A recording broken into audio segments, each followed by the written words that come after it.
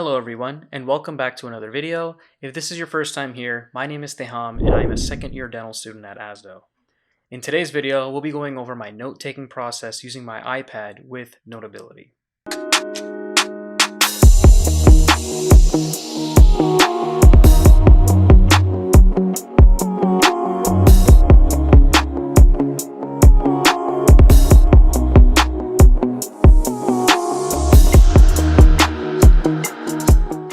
Timestamps are going to be right over here, so go ahead and feel free to scroll along to the parts that you think are going to be most worthwhile to you. And as always, if you find anything of benefit, please consider liking down at the bottom and let me know what you think down in the comments. Now, there's a lot of different types of taking notes, obviously. You got PowerPoint annotations, flashcards, and written notes. Now, before dental school, I'd rely heavily on PowerPoint note annotations, where at the bottom of each slide, I'd be just frantically typing away everything the professor would be saying, and I just didn't want to miss out on anything. I felt good having everything that was presented to me, but at the end of the day, it would take forever to go through it and read it all. So you'll just have to experiment and see what note-taking method is going to be best fit for you.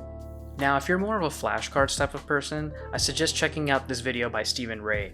He covered the use of Anki, which is an electronic flashcard source, and how to tailor it to your studying. He's really cool. He's a first year in Tennessee, and I highly recommend you guys checking him out, so show him some love. Now, it wasn't until my second year that I even downloaded Notability and started using it. We were in the middle of our head and neck anatomy course where it was really helpful with all the diagrams, drawings, and side notes that I was able to make with the app. It's a really useful app that allows you to do very unique note-taking and also record audio of the lecturer who may be presenting it to you. Now, this app is only available on iOS and Mac devices, so then the question comes up, which iPad should you get? My recommendation would be to stick with 2018 and newer because the Apple Pencil works really well with those iPads. So if you get any newer iPad than the 2018, you'll obviously be fine, but I recommend starting with the 2018 models. So the layout. Whenever you open the Notability app, you'll see that it's a very clear and organized way in which you can control everything that you file. What you want to do first off is wherever you have access to your notes that your professor may have given, go ahead and import it into the Notability app. And once you import it into the app, that's where the magic happens.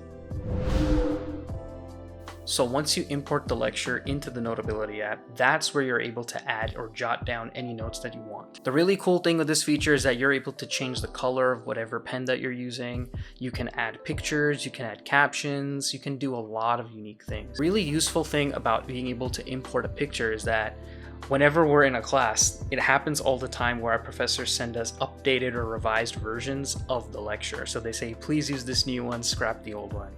So you could essentially on your monitor go to that new revised version of the PowerPoint and take a picture with your iPad and just import that picture into the lecture. That way you don't have to scrap the old file you imported and then bring the new one. So that saves a lot of time. So when it comes to retrievability, if you're attending classes in person or even online because of COVID now, you have the ability to record the audio of the lecture or whoever's presenting whatever lecture. You definitely want to ensure that you're listening to the lecture on a different device from the iPad that your Notability is on. Because if you try to listen to the lecture on Zoom and record it on Notability, it won't work. You're going to have like a long file that's just blank and you won't hear anything. So definitely make sure you're doing it on two different devices. The really neat thing about this recording feature is that it allows you to not only listen to the recording once you're done recording it, but you can go to any point in time of wherever you jotted down notes, click on that part, and then immediately navigate through the entire audio recording instantly. Now, there's also many times wherever we jot down notes and we forget where we jotted down those notes in the hundreds and hundreds of slides that we may have. So another really useful retrievability feature is that you can Control F not only the text within the PowerPoint that the professors put in there, but also you can Control F whatever you hand wrote with your Apple Pencil. There's so many options out there regarding iPad keyboards, and the Apple one is meh. I'm not a fan of it. It's just very plasticky and it doesn't match the quality of materials that the iPad is made of. So it took me a while to find something like this, but I came across the Brydge Keyboard. And this keyboard is made of pretty much the same metal material that the iPad is. And not only that, they even have them in different color options depending on what iPad color you have too. So they have a lot of different color options, and they make it for every iPad. So I have the 2018 iPad, so I got the 2018 iPad Brydge Keyboard. So if you have a newer one, make sure you buy the right one so that it can fit your model. So when it comes to note taking, obviously we can do this with more than just handwriting. We can also type on Notability as well. Now at ASDA, we take our exams on our iPads using Exemplify. So there's a lot of times where we're gonna have to be taking exams with free response. And I don't know about you, but I'm not a fan of having to use the on-screen keyboard to type in my free response answer on an exam. I think it would just add too much stress for me.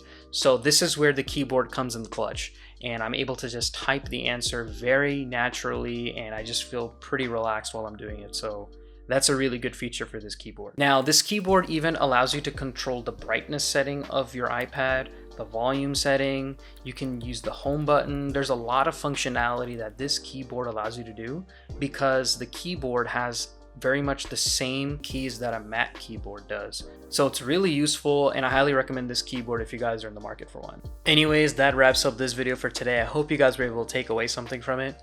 If you stayed here until the end, thank you so much, and please consider subscribing if you haven't already for more weekly content. The next few series of videos are going to be all tailored for the dental school applicants applying soon. We're going to be covering personal statements, letters of recommendation, how to do everything, how is everything structured. So please stay tuned and make sure to turn on the bell notification so you're notified for more content. Anyways, I'll catch you guys in the next one.